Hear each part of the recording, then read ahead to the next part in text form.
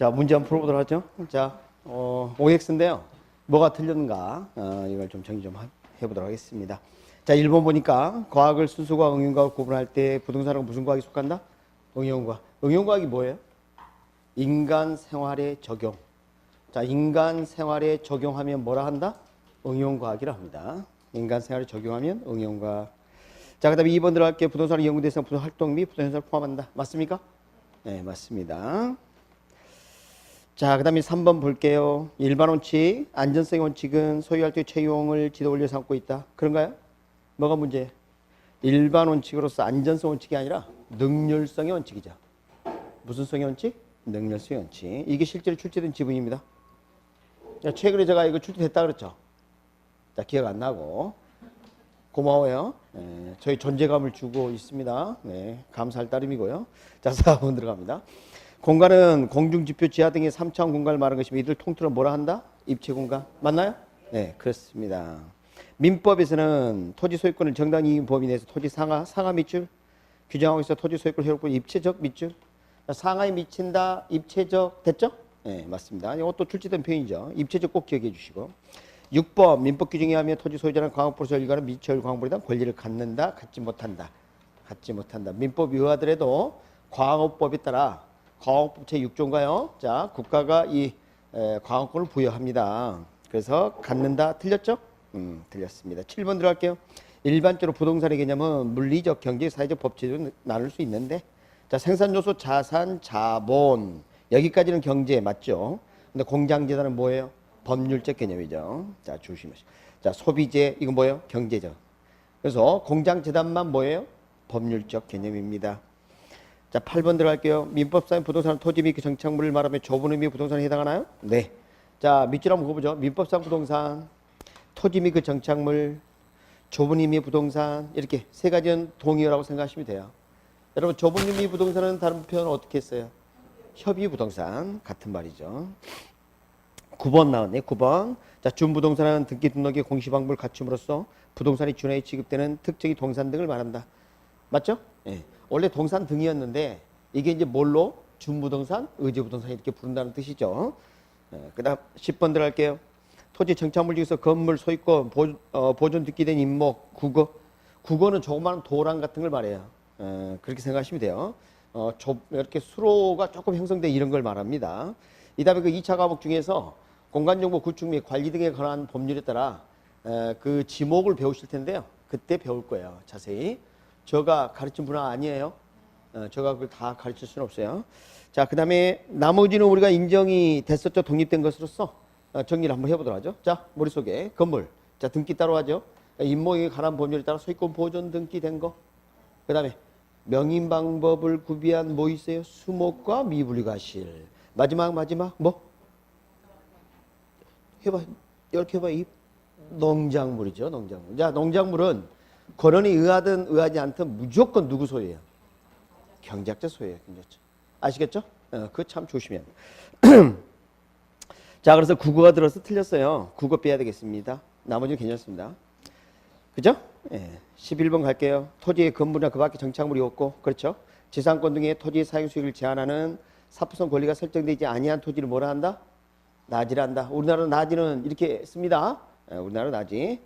그 다음에 12번 들어갈게요. 건부지 가격은 건부 감가예요. 자, 건부 감가. 자, 감가가 무슨 뜻일까요? 가치를 감하는 평가를 감가라 그래요. 자, 20년 동안 건부 감가 이 표현이 처음 나왔어요. 우리가 이제 강의를 계속 해야 하는데 감정평가 용어로서 이 표현을 쓰기는 처음이에요. 그래서 건부지는 되게 감가가 많이 이루어집니다. 왜 그래요? Why? 왜 건부지는 감가가 많이 이루어지나요? 제가 어떤 예를 드렸나요? 혹 달린 토지. 그렇지. 혹 달린 토지와 다를 바 없다. 그 혹이 무슨 금으로 만들어졌던 어쨌든 하여간 혹이야. 혹. 오케이? 그래서 많이 감가된다면 낮이 가격보다 높게 평가될까요? 낮게 평가될까요? 낮게. 낮게를 또 몰라. 이거예요? 낮게? 그럼 이거야? 뭔데 뭐 빨리 이야기해봐. 아, 지읒이에요. 이게 답이 이게. 좀 웃을 일이 아니에요. 그러니까 학교 선생님 제일 힘든 게 많은 걸 가르쳐야 돼요. 산수. 그 다음에 국어, 어? 법. 하여간 힘들어요. 자, 그래서 여러분이 그걸 한다면 힘들겠죠? 그러니까 제가 대신 해드리는 거예요. 표정이 뭐 당연하다는 표정. 그렇게 당황하지 않고 제가. 자, 13번 보겠습니다. 자, 택지 지역, 농지지, 임지적 상호 간자 동안의 초보입니다. 자, 용도 지역 상호 간의 변화가 일어난 거죠? 맞습니까? 이런 경우는 뭐라 그래요? 큰 변화니까. 후보지. 이행지가 아니라 후보지죠. 자, 14번 들어갈게요. 지번 밑줄 그어요. 등기 밑줄 그어요. 그게 키워드죠. 이건 뭐라 그래요? 법률적 개념. 필지라 그러죠. 필지. 15번 들어갈게요. 15번은 셋째 줄 밑줄 그어보죠. 자, 가치 수준이 비슷한 일단의 토지. 가격 수준이 비슷한 일단의 토지. 뭐라 하나요? 후보지가 아니라 획지. 그래야죠. 획지. 자, 16번 들어갈게요. 16번. 공지는 지력 회복을 위해 정상적으로 시기하는 토지를 말한다. 맞습니까? 자, 우리 바람직한 토지가 뭐라 했어? 쉬고 있는 좋은 종이 이렇게 해야 되겠죠? 그럼 뭐예요? 휴한지 그래야지. 아니, 봐. 벌써 틀리잖아. 어려워요, 그게. 그러니까 제가 이거 봐봐요. 공한지, 유의지, 휴한지 가르쳐 드렸죠? 이걸 구분하는 방법은 뒤에 두 글자 해서 종이 종류를 해라. 이렇게 했습니다. 혹시 기억나세요? 네. 자, 근데 표정이 뭐 기억이 안 나는 표정 같은데? 그래서 어떻게 뒤에 두 글자 한지, 휴지, 한지, 휴지 나쁜 뜻. 구멍 뚫린 한지, 나쁜 뜻. 쉬고 있는 좋은 종이, 휴한지. 이게 지력을 증진시킬 목적으로 시기하는 토지예요. 그럼 공지는 뭐예요, 공지는? 건폐율 등에 따라 비워둔 토지죠? 이것은 법률상 강제입니다. 공지는 자유의사에 따라 비워둔 게 아니라 법률적으로 비워두도록 한 토지예요. 나머지가 달라요. 아시겠죠? 다음 중 법적 강제에 따라 비워둔 토지 이렇게 할 수도 있어요. 그게 뭐예요? 공지입니다. 공지. 17, 18, 19는 했었나요? 수업? 그러면 이제 요거 한번 찾아보도록 합니다. 어떻게 돼요? 17번 연립, 연이어 세우죠. 그러면 면적이 초과돼야 되겠죠. 그렇죠. 근데 뭐라고 돼 있어요? 660제곱미터 이하가 아니라 초과. 4계층은 맞나요? 네, 아래 칸으로 내려오면 4계층이었죠. 자, 18 볼게요. 다가구입니다. 다가구. 1 플러스 1이죠? 이게 330제곱미터에서 하나를 더 더해서 660제곱미터 이상 이렇게 합니다. 3계층 이하. 이것은 한 개의 동의 바닥 면적이 330제곱미터가 아니라 660제곱미터 이하 이렇게 하고요. 공동주택이 아니죠? 무슨 주택이에요? 단독주택 그래야죠. 다세대 나왔네요. 다셋대. 도망갔대. 다시 집에 오면 뭐야? 키만 커서 온대. 키는 커져야죠. 네, 키는 커지는데 3계층 이하에서 4계층 이하로 바뀝니다. 면적도 틀렸네요. 면적 어떻게 돼요? 660제곱미터 이하고 층수가 뭐라고요? 4계층 이하 이렇게 되죠. 4계층 이하. 저 이하 이상 초과 미만 가르쳐 줬나요? 기억이라는 방법. 이상 이하는 자신을 포함해야 안 해요? 포함해요. 동그라미 이렇게 하도록 합니다. 자, 이렇게 했고요. 자, 오늘은 어디를 들어가느냐? 부동산의 특성을 차린가요? 그렇죠. 부동산의 특성. 여러분 교재 47쪽. 주택 분류는 했죠? 강의 진행했고요. 여러분 47쪽 부동산의 특성 보도록 하겠습니다. 제가 시킨 대로 한번 해봐요. 자, 교재에 제일 두꺼운 표지를 한 장 일단 넘겨봅니다. 기본서. 넘겼어요? 넘겼습니까? 그리고 자, 가는 종이를 얇은 종이를 하나, 둘, 셋, 넷 넘기면 아래쪽에 8페이지로 적혀 있죠? 제일 처음부터 해야지. 하나, 둘, 셋, 넷. 자, 거기 하단에 8페이지로 되어 있는데 출제 빈도 분석표로 되어 있어요. 단어는 뭐라 되어 있어요? 부동산의 총론 이렇게 되어 있고 세부 과목 들어가 볼게요. 부동산의 개념과 분류 이렇게 되어 있고 그 다음 뭐라 되어 있어요? 부동산의 특성 가로 열고 속성 가로 닫고. 자, 그런데 여러분이 속성의 말을 들어본 적 있나요? 자, 들어본 적이 있어요 없어요? 없어요? 응, 있어요? 어디서? 아, 속성 가외에 그건 빨리 하는 걸 말하는 거고 그거 아니고요. 전에 우리 부동산 활동에 속성 한 적이 있었어요. 봐요. 뭐 그 용어가 별로 이제 관심이 없었던 거죠. 근데 이제 우리가 이제 속성이라는 표현하고요, 특성이라는 표현은 좀 구분해서 씁니다. 근데 지금 시험 그 세부 항목이 뭐라 돼 있어요? 특성하고 속성이 적혀 있죠? 그러니까 속성을 낼 수도 있다는 겁니다. 근데 학자마다 이 분류가 약간씩 차이가 있어요. 그래서 가로 열고 속성 이렇게 해준 거예요. 근데 여러분이 이미 속성을 배웠어요. 그래서 제가 속성과 특성을 구분해 드릴 거고요. 한번 들어보면 돼요. 뭐 더 필요는 없어요. 자, 47쪽으로 다시 갑니다. 일단은 특성하고 속성이라는 표현이 있어요. 특성은 제목 그대로 봐요. 독특한 성질입니다. 독특한 성질을 말해요. 그런데 이 속성은 본질적 존재 가치를 말해요. 본질적 존재 가치. 본질적 존재 가치다. 이런 표현을 많이 씁니다. 자, 그러면 어떤 차이가 있느냐? 이 특성은 상대적 개념이에요. 상대적 개념이라고 볼 수 있고, 이 속성은 절대적 개념이다. 이렇게 생각할 수가 있어요. 절대적 개념이다. 그런데 사실은 여러분이 속성을 공부를 했어요. 어디서 했냐면 부동산은 자연이다, 위치다, 공간이다, 환경이다. 부동산은 생산 요소다, 자본이다, 소비재다, 상품이다. 혹시 그런 거 들어봤어요? 그래 들어봤죠. 자, 그것은 다른 것과 비교한 거예요. 그 자체의 성질을 말한 거예요. 그렇죠. 그게 속성입니다. 그래서 이게 발로웨라는 학자가 뭐라 그러냐면, 야, 부동산은 본래부터 존재했던 자연적, 인간이 개입돼서 나타나는 인문적 자원의 총하다 라고 하고 그걸 부동산 속성 그렇게 정리를 했어요. 있어요. 그런 분이. 그래서 이미 우리가 앞에서 이미 배웠던 개념 안에서의 그런 내용들은 다른 것과 비교하지 않고 그 자체의 성질을 말한 거죠. 그런 걸 뭐라 불러요? 속성이라 그래요. 그럼 특성은 뭐예요? 독특한 거니까 다른 것과 비교되는 거예요. 비교 대조됐을 때 나타나는 성질입니다. 오케이? 특성, 독특한 성질. 그래도 이해가 안 가? 인간의 속성 욕심이 많다, 적다? 인간의 본질적 속성은 욕심이 많다, 적다? 많다가 속성이지. 그런데 기부천사도 있죠? 특성. 다르니까. 그래도 안 돼? 자, 한 선생이, 감동한 선생이, 눈을 자, 오늘 수업을 받는데, 눈이 두 개야. 그럼 눈이 두 개지, 세 개야? 자, 동물들은 말이죠. 사물을 이렇게 인식하기 위해서 눈이 두 개씩 달려있어요. 맞습니까? 이런 것은 뭐 기본적으로 달리는 거니까 독특한 게 아니에요. 그런데 눈을 봤더니 쌍꺼풀이야. 예뻐. 좀 끄덕해줘봐. 자, 예뻐. 그럼 그건 뭐야? 그게 뭐예요? 특성이 되는 거예요. 속성과 특성 차이 알겠어요? 속성은 따로 출제를 한 번도 한 적이 없습니다. 그래서 대부분 출제는 특성을 물어봅니다. 그래서 속성을 제가 한번 정리만 해드리는데 의미가 있고요. 이제부터는 뭘 한다? 특성 정리할게요. 특성. 자, 부동산 대표가 뭐 있어요? 토지하고 건물이 대표적인 거예요. 그죠? 그런데 이 토지 특성은 둘로 나눠요. 자, 봐요. 첫 번째 이론편이 있습니다. 자연적 특성 이런 편이 있고, 두 번째가 인문적 특성 이렇게 있어요.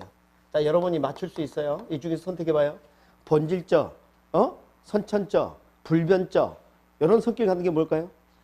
그렇습니다. 원래부터 있었던 거예요, 이게. 근데 이게 후천적, 가변적인 거. 인문적. 그런 차이밖에 없어요. 그럼 여기 인문은 인간이 개입된 거 맞죠? 인간이 개입되면 인문적이에요. 인자가 사람 인자입니다. 아시겠습니까? 그럼 이 건물은 본래부터 있었어요? 인간이 만들었어요? 그렇습니다. 인간이 만들었습니다. 그럼 건물은 자연적 특성이란 말을 할까요? 안 할까요? 안 해요. 그건 본래부터 있던 게 아니니까. 그래서 여러 교재를 탁 보니까 어떻게 돼 있어요?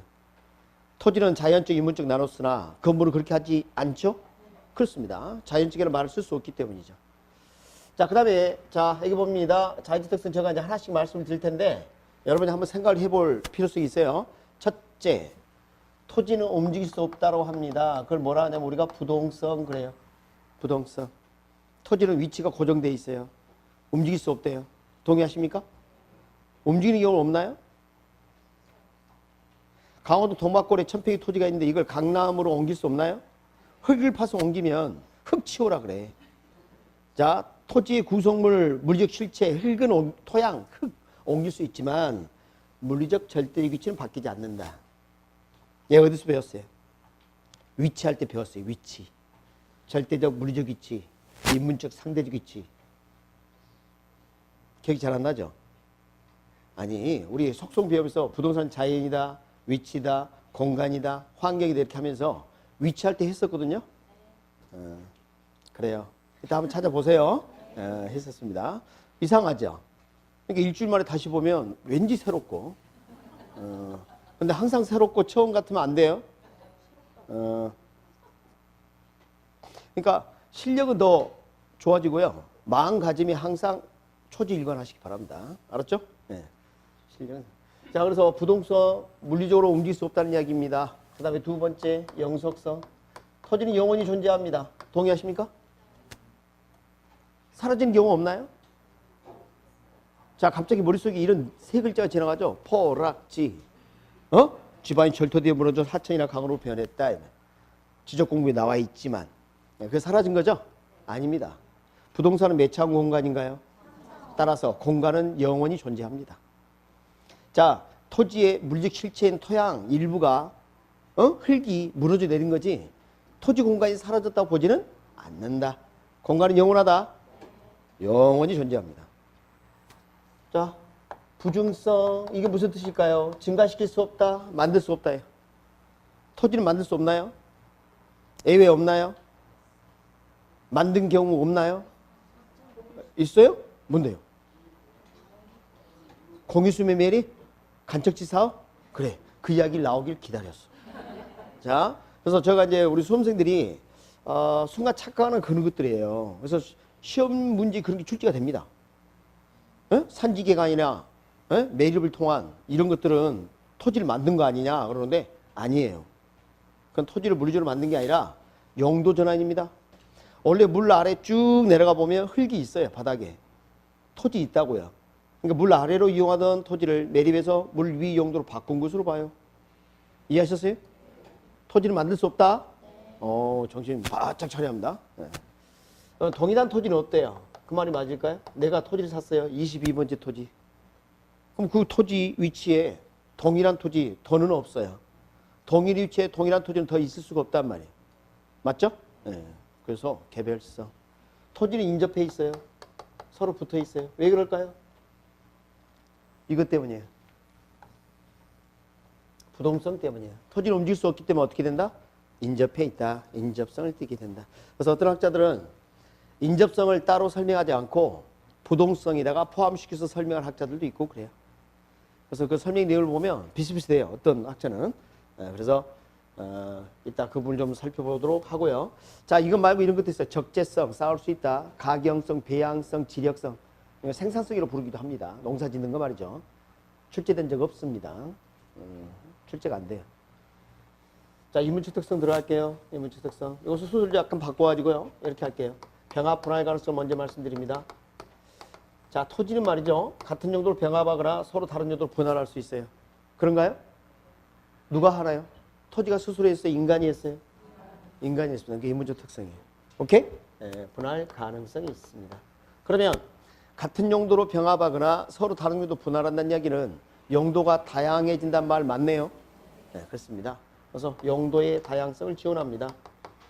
용도의 다양성. 그 다음에 자 봐요. 이제 잘 들어봐요. 위치에 가변성이라는 표현이 등장합니다. 가변이라는 것은 변한다는 이야기죠. 변할 수 있다 그 뜻이에요. 가변이라는 게 변할 수 있다 가능하다 그 말입니다. 오케이? 가변이라는 게 위치가 변한다는 이야기인데 무슨 위치를 말할까요? 이거 아니라고요. 여기서 물리적 절대적 위치고 여기는 인문적 상대적 위치를 말하는 거예요. 뭐라고요? 인문적 상대적 위치. 인문적 상대적 위치.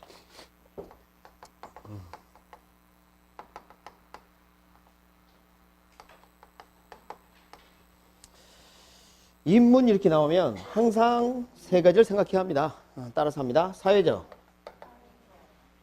경제적, 그리고 행정적. 자, 인문 그럼 항상 세 가지 따라합니다. 사회적, 경제적, 행정적. 요 세 가지가 인문과 관련돼요. 앞으로 인문 그러면 항상 저기 등장해요. 이거 말고도 뭐 국토성, 뭐 지역성 이런 이야기 하는데 크게 의미는 없고요. 여기에 인문적 특성이. 그리고 이 건물 여봐요. 여기 대비하면 금방 알 수가 있어요. 건물은 이동 가능성이 있어요. 선생님 어떻게 건물 이동 말이 됩니까? 이동식 주택 있잖아요.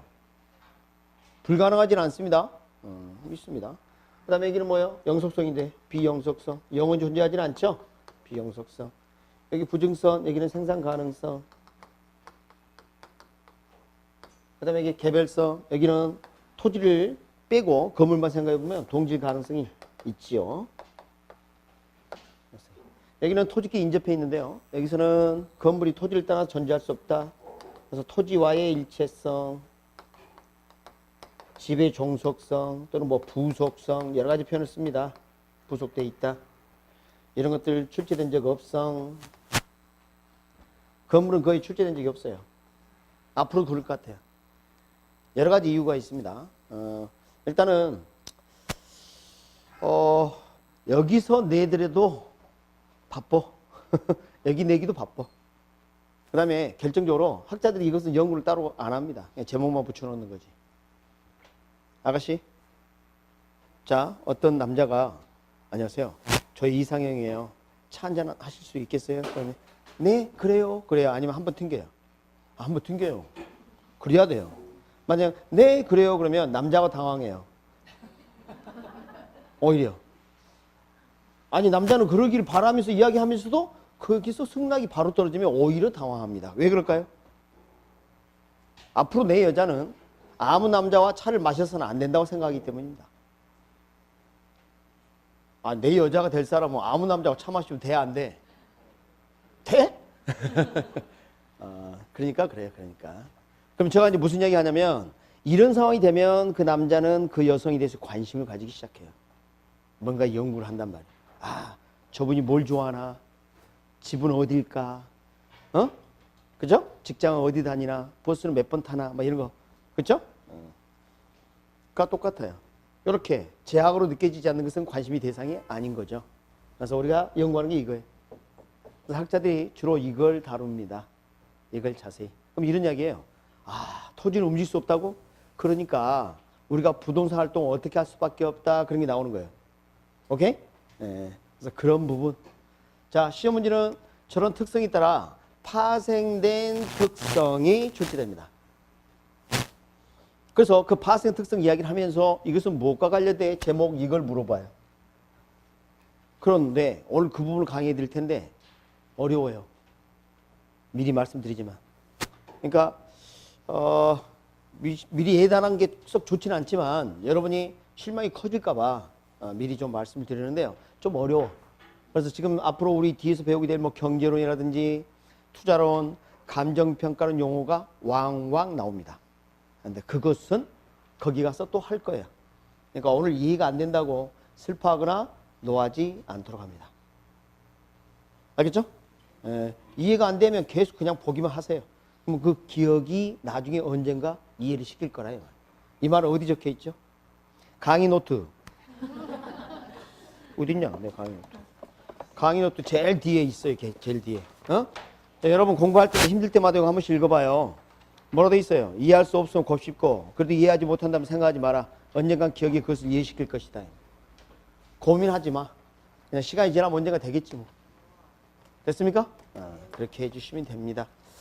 자, 그러면 이제 하나씩 좀 살펴보도록 할게요. 지금부터 살펴볼 건데 최대한 이해할 수 있도록 도와드릴 텐데요. 이해가 좀 안 된다 해서 실망하지 않도록 합니다. 자, 부동성부터 들어갑니다. 저를 잠깐 봐요. 교재 보지 않도록 합니다. 여러분 강의 듣고 교재에서 그거 찾다 보면 그 다음 설명 못 들어요. 그러니까 순서가 교재 순서로 강의 안 이루어지니까 저를 보시고요. 최대한 이해를 하려고 한번 생각해봐요. 아시겠죠? 네, 그렇게 이제 반복하는 겁니다. 그리고 강의가 끝난 다음에 각 저 특성 중에 대표적인 파생 특성 3개나 4개를 제가 말씀드릴 거예요. 그게 빈출돼요. 그것만큼 꼭 이해하려고 하자. 오케이? 네, 그렇게 하도록 합니다. 자, 1번 동상과 구별되는 기준이 됩니다. 구별되는 기준. 봐요. 부동산은 움직이지 못한다 이거 아니에요? 그렇죠. 근데 이 동산은 움직이는 거 아니에요? 그래서 우리가 이제 이런 거 배운 적이 있죠? 자, 공시 방법 다름. 우리 공시 방법 어떻게 했어요? 동산은. 자, 봐요. 동산은 어떻게 했어요? 점유, 아유, 이거 빈칸 채운 적도 있는데. 부동산은 어떻게 했어요? 등기, 이렇게 했었단 말이에요. 이거하고 관련이 깊어요. 그래서 앞에서 배웠던 얘기입니다. 그 다음에 이제 두 번째. 두 번째, 토지를 움직일 수 없기 때문에 잘 봅니다. 강남 토지, 강북 토지, 강동 토지를 진열해서 팔고 있는 시장이 있어요? 그러면 농산물 시장 가면 뭐가 있어요? 농산물 팔죠. 이렇게 시장, 우리가 알고 있는 시장은 동종 유사한 상품을 진열해서 팔고 있어요. 이런 시장은 여러분이 알고 있는 시장인데 이런 시장을 구체적 시장이라고 그래요. 뭐라 한다? 구체적 시장. 그러면 우리 부동산을 움직일 수 없기 때문에 진열해서 판매할 수가 없죠. 맞아요? 안 돼요. 그래서 우리가 토지를 샀다 그럼 물리 실체를 집어들고 온 게 아니라 진열도 돼 있는 것이 아니라 권리 이전만 있다. 그래서 뭐라 그래요? 주상적 시장 이렇게 이야기하는 게 다수설이에요. 이게 다수설. 여기 11회 때 출제됐던 표현입니다. 근데 이거 말고 이 다음에 말씀드리겠습니다만 김영지 교수는 토지가 있는 곳 거기마다 개별 토지 시장이다. 거기에 다 진열이 돼 있다. 그렇게 또 주장을 합니다. 그걸 이제 구체적 시장이라고 부르는 사람도 있어요. 소수의 의견이에요. 근데 예외가 있다는 거죠. 그냥 그렇게 하시면 되겠어요. 그 다음에 세 번째, 지역별 부분 시장이 됩니다. 이게 말이죠. 아주 조심해야 할 내용이에요. 지역별 부분 시장, 이것을 다른 말로 이제 하위 시장 이렇게도 부르는데요. 영어로는 하지마. 불집행이니까 합니다. 자, 마켓, 서브 마켓 이렇게 불러요. 서브. 여러분 서브란 말 들어봤어요? 서브? 여러분 서브웨이 이거 뭐예요? 지하철. 지하도 서브웨이. 서브머린 잠수함. 서브가 우리 서브노트는 들어봤죠? 서브 아래에 있다 하이. 근데 번역을 하이 시장 이렇게 하거나 부분 시장 이렇게 번역을 해요. 제가 지금 앞에 무슨 수식을 붙였죠? 지역별 이렇게 했죠. 자, 우리 시장을 나눠본 말이죠. 여러 가지 나눌 수가 있어요. 용도별로 나눌 수 있어요. 주상종. 그죠? 그 다음에 이렇게 지역별로 나눌 수도 있어요. 규모별로 나눌 수도 있어요. 가격대별로 나눌 수도 있어요. 주택 행태별로 또 주택을 나눌 수도 있고요. 얼마나 다양합니까? 그죠? 미국 같은 경우는 인종별, 종교별로 나누게 돼요. 시장을. 그런데 지역별 부분 시장은 왜 생겼을까? 이것 때문이라는 거죠. 토지를 움직일 수 없기 때문에 어느 지역 내에 시장을 구성한다고 봐요. 그래서 이것을 특별히 뭐라고 부르냐면 이렇게 불러요. 국지적 시장이다. 무슨 시장? 국지적 시장이다. 그럼 우리가 부동산 활동을 할 때는 국지화가 될 수가 있어요. 이 국지란 표현을 학자들이 아주 좋아해. 그래서 이 국지란 단어가 키워드입니다. 국지. 여러분 국지성 강호 들어보셨어요? 그게 뭔데요? 특정 지역에 국한돼서 내리는 비죠. 네, 여기 봐요. 시장도 특정 지역에 국한될 가능성이 높다는 겁니다. 그러니까 여러분이 부동산 활동을 할 때 토지를 근간으로 하기 때문에 전국을 상대로 해서 하기가 쉽지가 않아요. 그렇죠? 네, 그래서 특정 지역에 국한될 가능성이 높아요. 이해됩니까? 그 다음에 이런 걸 한번 생각해보죠. 담보가치의 안정성이 있습니다. 이거 뭐 출제가 많이 되는 건 아닌데 한번 들어봐요. 동산 같은 경우는 담보물로서 좀 적합하지가 않아요. 움직이니까 관리가 어려워요. 근데 이 토지는 움직여 안 움직여? 안 움직여. 그러니까 은행이 제일 좋아해. 좋아해. 도망을 안 가, 도망을. 아니, 내 토지 건물보다 가치가 높은 그분이 있잖아. 저희 집에도 계시는데요. 거실에서 청소기 이렇게 가끔 밀고 다니시고 그래요. 그분. 그래서 돈이 필요해서 그분 손을 못 붙잡고 저기 은행 지점장을 찾아가서 저기 조당설장과 돈 좀 빌려주세요. 그러면 인간이기 때문에 안 되지만 제일 문제가 뭐냐면 움직여서 안 된다니까. 그 관리 어떻게 할 거야? 응? 어떻게 할 거냐고. 사람인데. 동산 건 질권을 설정하지만 여하튼 간에 이걸 점유를 이렇게 한단 말이야. 점유를. 사람은 화장실 간다고 하면 어떻게 도망가면 안 되는데. 안 돼. 토지는 도망가요, 안 가요? 그 이야기입니다. 배가 아니죠? 응? 그 다음에 조세의 세원이 됩니다. 도망을 갈 수가 없으니까 세금 때리면 그대로 맞아야 돼요. 규제와 통지 대상됩니다. 토지 거래하는데 허가 받아라 이런 식으로. 알겠습니까? 예. 규제와 통지 대상이 되는 거죠. 대상이 될 수 있어요. 도망갈 수가 없어요. 그래서 우리가 토지를 이용할 때는 이용 방식, 어떻게 이용할 것인지, 입지 선정, 어느 장소에 자리를 점할 것인지 이 중요하단 말이에요. 왜? 자리를 한번 탁 잡으면 쉽게 바꿀 수가 없으니까. 맞죠? 지금 이해했어요? 지금 이해하려고 하세요? 그리고 부동성이 뭐에 영향을 미친다 그랬어요? 저기 인접성. 그거 하나 적을게요. 자, 인접성. 자, 인접성과 연계가 됩니다. 연계되어 지역 분석이 필요하다. 이렇게 볼 수 있어요. 지역 분석이 필요. 뭐가 연계되어서? 인접성이 연계되어 지역 분석이 필요하다. 하나를 좀 더 적어야 되는데 공간이 좀 부족하니까 여기다 할게요. 여기다가 8번 이렇게 할게요. 8번. 혹시 요거 배운 적 있어요? 자, 요거 좀 더 설명하고 넘어갈게요. 자, 인접해 있다는 거 왜 그래요? 토지가 움직일 수 없으니까 다른 토지가 인접해 있죠. 이번에 한 선생이 토지를 샀어요. 1000평. 1000평. 자, 제일 궁금한 거 물어봐요. 얼마예요? 또 어디 있느냐가 중요해. 얼마보다. 그럼 제가 강, 원도 달라진다니까. 그러니까 똑같이 강으로 시작하는데 이 토지가 어디에 따라서 가치가 달라지는 거죠. 그러니까 이 토지가 어디 있니? 그 다음에 그 지역의 특성은 어떻니? 그러한 특성이 대상 부동산 가치에 어떤 영향을 미치니? 이런 게 뭐예요? 지역 분석이에요. 필요하겠네요. 오케이? 뭐 때문에? 부동성 때문에. 그 다음 단계 8번 들어갈게요. 우리 이거 배웠어요. 임장활동 들어본 적 있나요? 그게 무슨 뜻인데요?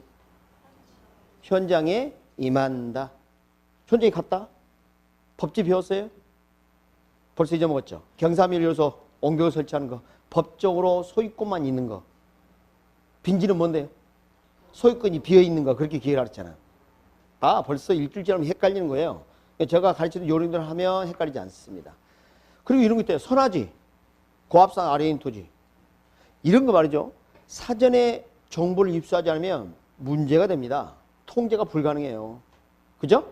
그러니까 우리 부동산 주변 환경에는 통제 불가능 요인이 많기 때문에 사전에 현장에 가서 정보를 입수할 필요가 있어요. 그래서 임장 활동성과 무엇을 정보 활동을 낳는 겁니다. 동의하십니까?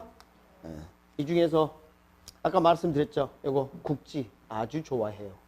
임장 이거 좋아하고요. 지역 분석 이거 좋아하고. 나머지는 뭐 그래요. 그냥. 그래서 이제 교재 한번 볼게요. 교재 48쪽 갑니다. 제가 체크해 드린 거 그것만큼 우리 이해하자. 오케이? 자, 48쪽 가보면 1번부터 막 나오기 시작하는데 뭐 비슷비슷한 게 어디 흩어져 있습니다. 3번, 4번, 5번, 그리고 7번. 7번에 이따가 인접성 설명을 듣게 되면 더 이해가 돼요. 알았죠? 네, 지역 분석 이야기할 때 또 말씀드릴 겁니다. 그래서 7번은 나중에 더 이해가 될 겁니다. 그래서 나머지 됐고요. 자, 이제는 영속성을 먼저 볼 거예요. 부중성보다. 영속성을 먼저 볼 겁니다. 그래서 50페이지 상단에 1번부터 나오는데요. 이것도 마찬가지. 혼자 이렇게 보시면 이해가 안 가니까 제가 설명을 먼저 하겠습니다. 여기 보세요. 여기 보세요. 책 봐봐야 몰라. 제가 이거 하나 적어볼게요. 자, 이런 표현이 있어요. 수익환원법. 우와, 이거 어디서 나올 것 같아요? 여러분 한번 찍어봐요. 네? 직접법이라는 건데 감정평가에서 나와요. 갑자기 감정평가로 뛰어넘어갔어요. 당황하셨죠? 많이 당황하셨어요? 자, 여기 지금 봐봐요. 이 수익이 뭐냐면 미래 수익을 의미한다? 미래 장래 수익? 환원에서 뭐 어쩌겠다는 거예요. 자, 들어봅니다. 한 선생이 토지 1억짜리 샀다? 토지를 1억 주고 샀어요. 평수를 말하지 않겠습니다. 그냥. 그래서 이 토지를 사가지고 이제 건물을 지으려고 그러는데 건축 허가가 안 납니다. 그래서 감자나 심어야 되겠다. 뿌리가 안 내립니다. 척박해서. 그러면 그 토지를 1억에 주고 산 게 잘한 것 같아요? 잘 못한 것 같아요? 그렇죠. 근데 만약에 어떤 토지가 진짜 1억의 가치를 간다 칩시다. 그럼 왜 그 토지가 1억의 가치를 가질까요? 진짜 1억짜리 토지야. 사람들이 그렇게 평가를 합니다. 감정평가서도. 왜 1억의 가치를 가질까요? 앞으로 그 토지로부터 어떤 이익을 얻을 수 있을까? 그런 이익이 많이 보장될수록 가치가 높은 거예요. 이거 가치 어떻게 해요? 이 원가 얼마 들어가니 이런 걸 따져요. 미래보다. 여러분 일회용 종이컵 미래가 뭐예요? 방금 제가 뭐라 그랬어요? 몇 회용? 일회용. 한 번 쓰고 버리는 게 일회용 맞죠?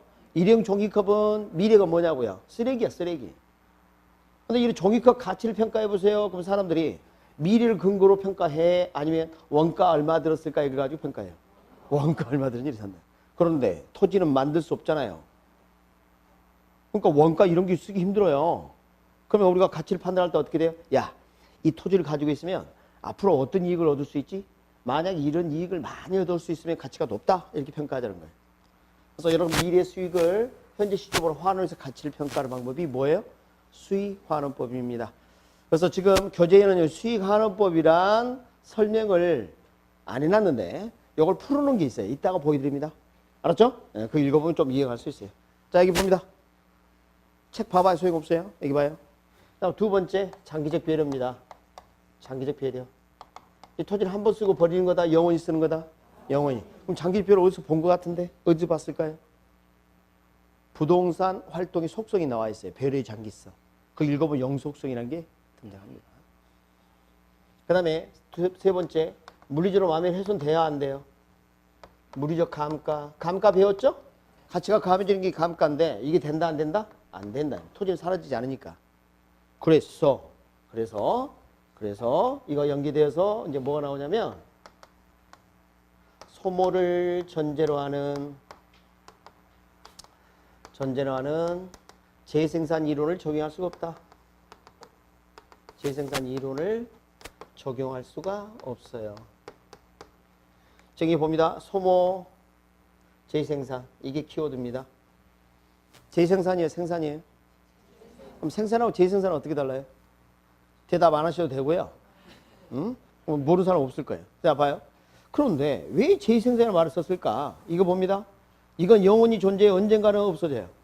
없어지겠죠. 그럼 다시 만든 게 재생산이에요. 원래 있었다가 사라져야 재생산이라는 말을 쓰는 거예요. 생산은 처음 한 것부터 말하는 거고. 다시 한번. 원래 있었는데 사라져야 재생산 이야기를 쓰는 거예요. 토지는 원래 있고 사라져 안 사라져? 그러니까 재생산이라는 말을 쓸 수가 없지. 아니 없어져야 다시 만든다 필요성이 생기지. 안 없어지는데? 지금 이해했어요? 그러니까 소몰전지는 재생산 이론은 부증성이 아니란 말이에요. 그래서 포인트가 여기 있어요. 이거 소모가 안 되다 보니까 재생산 할 필요가 없다 이런 뜻이에요. 키워드가 여기가 있다는 거예요. 지금 이해하셨어요?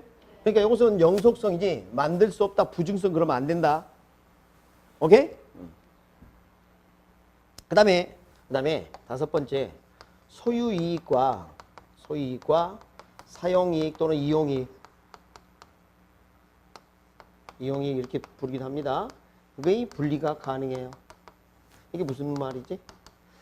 자, 우리 그 부동산은 자산이다 그래가지고 이렇게 두 가지 가치를 이야기한 적이 있습니다. 여러분 이제 분명히 기억 못한다는 거 알아요. 자, 사용가치와 교환가치를 갖는다. 이런 이야기를 한 적이 있었고요. 사용가치의 소유와 이용이 대상이다. 교환가치의 투자와 거래 대상이다. 한 적이 있었는데. 기억 안 나시죠? 강의 노트 다 있어요. 강의 노트에. 자, 봅시다. 내 소유권을 내가 가지고 있고요. 이거 사용할 수 있는 기회를 누구에게 주는 거예요. 여러분, 내가 쓸 것을 남에게 쓸 기회를 준다면 대가 받아야겠죠? 그게 뭐예요? 임대료. 임대차 시장이 생기는 거 임대료. 임대를 낳는단 말이에요. 임대차가 가능해진다. 빌려줄 수 있다는 거예요. 토지는 사라지지 않으니까. 자, 우리 속된 말로 뭐하고 뭐는 빌려주지 마라 그런 말 있죠? 대답하지 마. 하지 마. 썩 좋은 거 아니니까 하지 마. 근데 이건 빌려줘도 된다. 어때요? 동의하세요? 그렇네요. 근데 저 토지는 사라지지 않으니까 저 임대료를 영원히 받을 수 있어요. 매월, 매년 받을 수 있어요. 여러분이 매년 받는 이런 수입을 월급이나 이런 것들을 소득이라 그래요? 자본이라 그래요? 기간단지별로 들어온 이런 돈을 인컴 게인스라고 합니다. 소득 이득이라 그래요. 그러니까 토지는 여러분에게 지속적으로 이렇게 임대로 자 소득 이득을 얻을 수 있도록 해줘요. 인컴 게인. 소득 이득. 그 다음에 이것도 얻을 수 있다. 자본 이득 얻음. 그래서 소득 이득은 방금 말씀드렸어요. 임대 수익이라든지 이런 게 뭐예요? 소득 이득이에요. 그런데 내가 토지를 1억에 사서 1억 5천만 원에 팔았다면 양도 차익 5천만 원이죠? 자, 이 5천만 원은 내가 노력해서 번 거예요? 사실 돈을 번 꼴이에요. 그렇습니다. 이것을 캐피탈 게인스라고 해요. 돈이 돈을 벌었다 해서 자본이득, 양도 차익 같은 걸 말해요. 무엇을? 양도 차익. 그러면 자, 솜사탕 금방 녹아요. 요즘 솜사탕이 싸니까 미리 쌀 때 사두거나 만들어 두었다가 비쌀 때 대팔리고 꺼내보면 막대밖에 안 남아. 안 그렇겠어요? 그러나 토지는 사라져 안 사라져? 그러니까 싸게 사서 비싸게 대팔 수도 있다니까. 원본이 사라지지 않으니까. 빌려줄 수도 있고. 오케이? 여기까지 이해됩니까? 그 다음에 담보가치 안전성도 있는데 그건 여러분 조금 깊어. 원본이 사라지지 않으니까 안전하다 그런 말이 있어요. 이 다음에 투자로 공부하고 난 다음에 다 하도록 하죠. 그리고 이제 하나가 더 있는데 여기서는 조금 있다가 알았죠? 조금 있다가 좀 어려우니까 좀 있다가 자 어디로 좀 가냐면 50페이지 갑니다. 50페이지 보면 상단에 자 체크 한번 해볼까요? 자 1번 그 다음에 3번 그 다음에 5번 그 다음에 8번 그 정도는 오늘 합시다. 아니 거의 다 쳐줬나? 그건 아니잖아. 한 절반 줄여줬죠? 그게 이제 출제 가장 많이 되는 것들이에요. 나머지 너무 뭐 세부적인 거 막 하려고 하지 마 지금은. 너무 많이 하면 힘들어. 그래서 제가 딱 말씀드린 것만 이해하려고 최선을 한번 다 해보세요. 너무 많이 알면 저 물 못 나간다니까 머리가 커져서. 그러니까 이제 별로 안 웃게. 여전히 다나오면서 웃던데. 그래서 자, 이거 텍스트. 이제는 부증성 볼게요. 세 번째 부증성. 부증성이 뭐예요? 부증성이. 생산이 불가능하다는 거예요. 증가시킬 수 없다. 1번. 생산비 법칙이 적용될까요? 토지를 만들어서 비용이 얼마 들어갔다 이런 말 쓸 수 있나요? 안 되죠? 안 됩니다. 그 다음에 두 번째. 자, 이거 봐요. 물리적 공급곡선. 여러분, 우리 토지는 물리적으로 만들 수 없다고 말씀드렸죠? 그래서 물리적 공급곡선이 어떤 모양이 되냐면 수직선이 됩니다. 수직선. 물리적 공급선이. 자, 요 공급곡선은 오늘 배울 내용인데 미리 한번 맛을 좀 보도록 하죠. 일단 이런 좌표가 있어요. 근데 좌표가 여기는 가격을 나타내고 여기는 양을 나타내요. 그래서 이 원점을 중심으로 이쪽으로 가면 양이 늘고요. 이쪽으로 양이 줄고 이쪽으로 가면 가격이 높아지고 이쪽으로 가격이 낮아지고 그런 이야기. 이따가 또 합니다. 제가 점을 하나 찍어 볼게요. 이런 점이에요. 지금 토지량이 정해져 있고 가격이 이렇게 정해져 있었다고 칩시다. 알겠죠? 지구상에 존재하는 토지다 이렇게 생각해도 좋아요. 그런데 토지 가격이 비싸집니다. 비싸져요. 그래서 여기 감 선생은 집에 집사람과 손을 맞잡고 거실에서 밤새 토지를 만듭니다. 된다 안 된다? 안 된다. 그래서 가격 상승에 대해서 양을 늘릴 수가 없네요. 이걸 연결하면 어떻게 돼요? 수직인 거죠? 이거예요. 이거. 그러니까 양을 늘릴 수 없다가 뭐예요? 부증성입니다. 이게 뭐예요? 부증성. 오케이? 이해했어요? 부증성. 요즘 보니까 배추를 막 갈아엎던데 뉴스에 좀 나오던데 왜 그럴까요? 왜 막 그 배추라든지 막 이거 갈아엎어버리나? 이유가 뭐예요? 자, 그것을 소화하려면 인건비가 들어가는데 그걸 팔아가지고 인건비도 못 건지는 거야. 값이 폭락해서. 그냥 갈아엎어서 비료로 쓰는 게 나아 차라리. 이번에 내 토지가 정부가 개발을 제한했어요. 규제를 강화했어요. 열받았어요. 그래서 막걸리 한 병 먹고 트랙터를 끌고 와서 토지를 갈아엎어버렸어요. 그래서 토지가 사라졌죠? 그 이야기 하려고요. 양이 줄지 않는다. 이게 뭐예요? 영속성이에요. 영속성. 가격 하락에 대해서 공급의 감소가 탄력적이지 못하다. 공급량이 줄지 않는다. 그 말입니다. 그게 영속성. 여기 들어갈 자리네요. 지금 누가 했습니다. 감탄사 나왔네. 그래서 지금 양을 늘릴 수 없다가 뭐라고요? 부증성. 양을 줄일 수 없다가 뭐? 영속성. 만약에 자 이런 예를 한번 들어보죠. 또 내가 집에 500년 된 도자기를 가지고 있다 이렇게 가정해 봅시다. 500년 된 도자기. 근데 이 도자기 다시 만들 수 있나요? 똑같이 만들어도 나이가 0살이에요. 못 만듭니다. 근데 누군가 이걸 달라 그러면 그냥 줘 대가를 받으려 해. 받아야지. 전시를 위해서 좀 빌려달라 그래요. 사용료 받아야지. 당연하지. 토지가 만들 수 없기 때문에 반드시 대가를 받고 싶어요. 소유권 넘기든 빌려주든. 그래서 지가지대를 발생하는 근본 원인이 됩니다. 지가지대 발생 근거가 돼요. 그러니까 이것은 빌려준다에 초점이 있는 거고, 요건 무조건 대가를 의미하는 거예요. 무엇을 의미한다? 대가를 꼭 받으려 한다. 부중성 때문에 만들 수 없으니까 꼭 대가를 받으래. 설득력 있죠?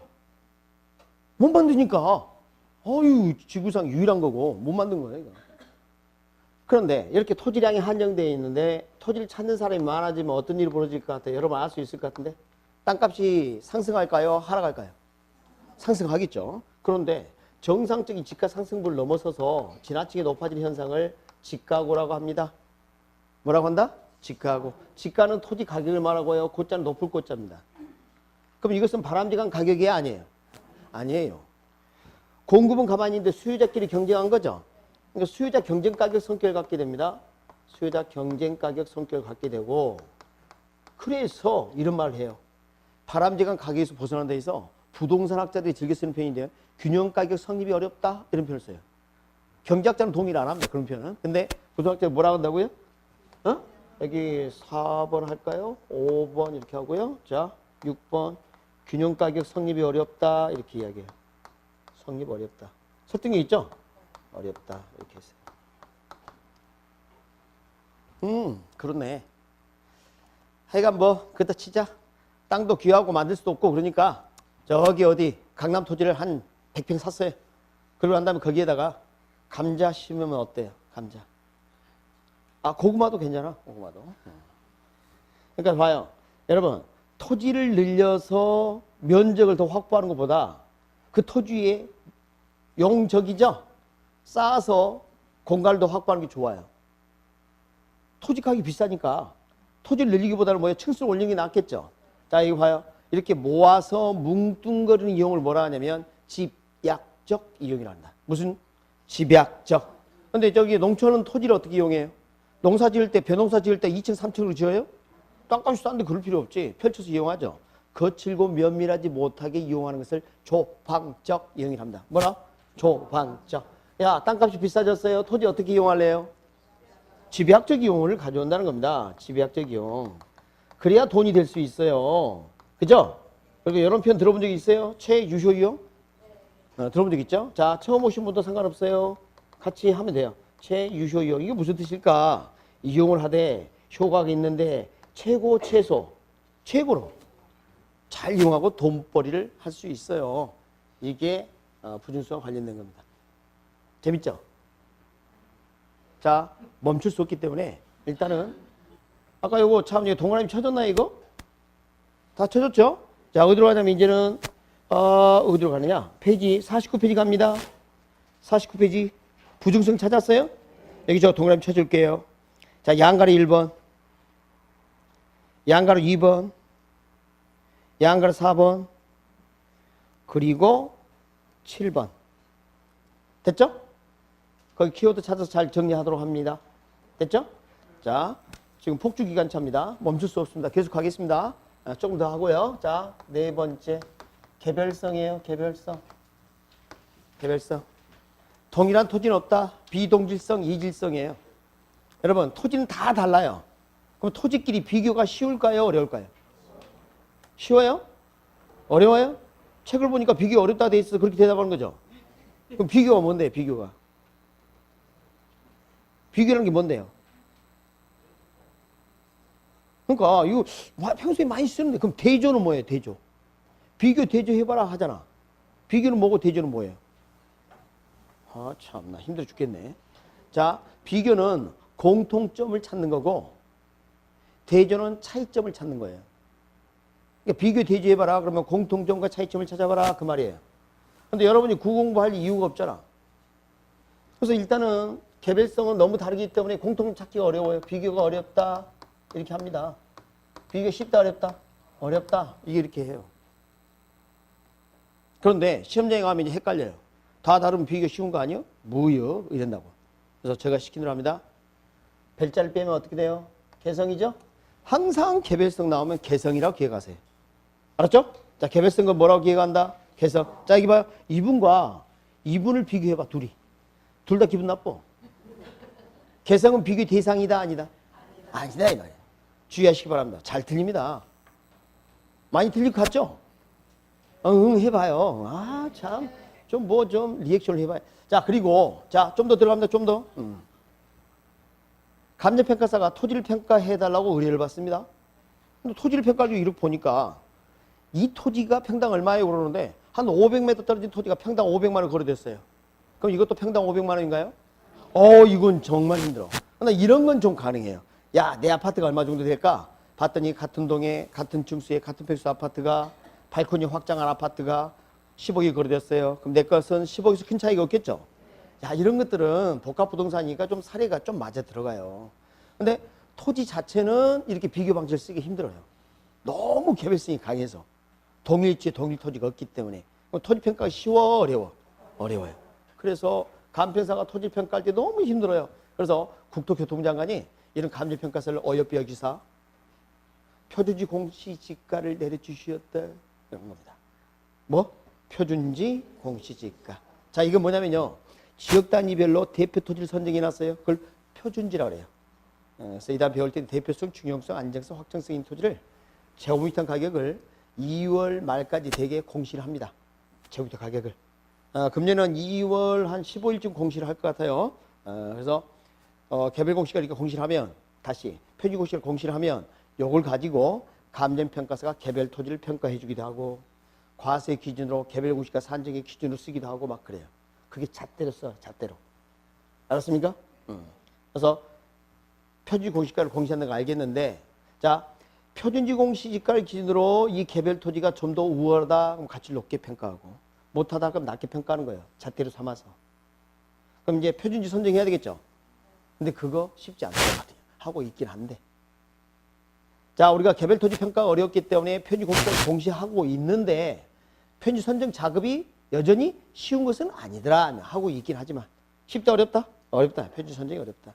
아니, 여기 우리 수험생 중에 가장 표준이 되는 수험생 한 분을 뽑아봐요. 쉬는 시간에. 못 뽑아. 다 잘났잖아. 응? 개성이 강해서. 그래서 표준지 선정이 쉽다 어렵다? 표준지 선정 어렵다. 그래서 이렇게 돼요. 물리적으로 절대 대체가 안 돼요. 물리적 대체가 가능하다 불가능하다? 그냥 물리적은 됐고요. 대체가 뭐예요? 대신이라는 이야기예요. 대신. 물리적으로 대신할 수 있는 게 없어요. 똑같은 거 없으니까. 뭐 어쩔 수 없어요. 비슷한 용도의 토지를 구입할 수밖에 없네요. 그래서 무슨 대체를 고려할 수밖에 없다? 용도적 대체를 고려할 수밖에 없어요. 어쩔 수 없어요. 용도적 대체를. 여기까지 이해갑니까? 아니, 여러분 집에 계신 그 배우자 다른 사람과 비교하면 안 돼. 개성이 강하잖아. 알았어요? 동일한 거 없다니까. 물리적으로 대체돼야 안 돼요. 없어요. 그 똑같은 그분 없어요. 그 화상. 없어요. 알겠죠? 그러니까 요거 해라는 이야기는 아니야. 자, 여튼 간에 물리적 대체가 안 된다. 그 다음 네 번째, 일물일가의 법칙. 일물일가의 법칙이 성립하지 않습니다. 일물, 일가, 이게 뭐예요? 자, 한자는 하나의 물건 이런 뜻인데 사실은 하나의 물건이 아니라 동일한 물건을 말해요. 동일 물건. 자, 동질적인 동일 물건이라면, 동질적 물건이라면 가격은 동일 가격 그런 말이에요. 이렇게 이해하는 게 좋습니다. 자, 여기 봐요. 여기 10,000원이에요. 그럼 이거 얼마예요? 10,000원. 그게 일물일가. 근데 토지는 다 다르다면서요. 맞죠? 그러니까 일물일가 성립한다 안 한다? 안 한다. 거기에 토지를 공급한 사람 독점이에요. 독점 시장입니다. 동일한 토지가 없으니까 독점이에요. 그리고 감정평가가 필요해요. 물건마다 다르니까 감정평가 필요성이 더 커진다. 필요성이 커져요. 이제 이 다음에 이런 걸 배울 겁니다. 개별 상태를 분석하는 게 있어요. 그걸 뭐라 하냐면 개별 분석이라 그래요. 개별 분석. 개별 상태에 따라 이걸 차이를 좀 비교하는 거. 예를 들면 아파트 사례를 구했는데 나는 발코니 확장을 했고요. 저거 사례는 안 한 거예요. 그럼 내게 좀 더 비싸야 되는 거 아니에요? 가로조건이 좋다든가 뭐 이런 거 좀 따져봐야 되는 거 아니에요? 네, 그래서 그때 하는 게 뭐예요? 개별 분석입니다. 자, 뭐 재채기도 하고 힘들어 하니까 자, 쉬는 시간 지난 다음에 할 건데 지우지 마세요. 자, 쉬는 시간.